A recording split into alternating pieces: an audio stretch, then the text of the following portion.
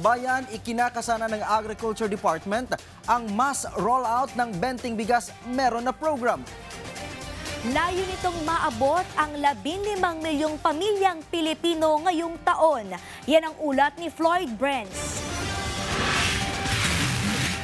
Para kay RJ, mahalaga ang Benteng Bigas Meron na program para sa kanyang pamilya, lalo na sa kanyang mga magulang.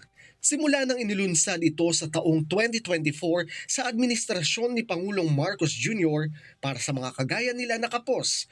Malaking tulong ito lalo na't pinagkakasya lamang ang nakukuhang pensyon ng kapwa senior citizen niyang nanay at tatay. Actually, ang parents ko bumibili ng bigas na 20 pesos eh.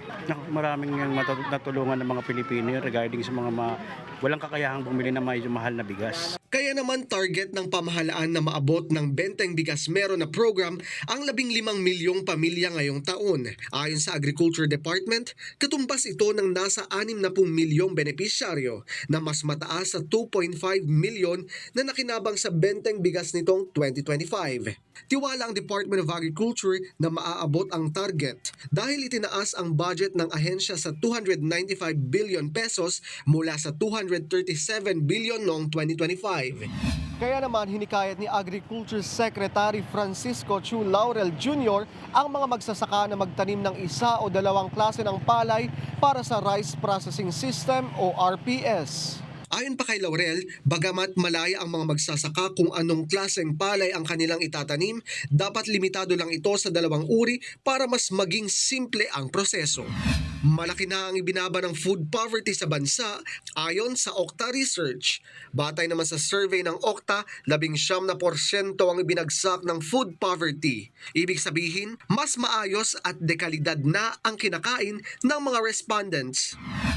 Alam natin na majority ng mga Pilipino, malaking bahagi ng kanilang resources or income ay napupunta sa pagkain, lalo na sa bigas.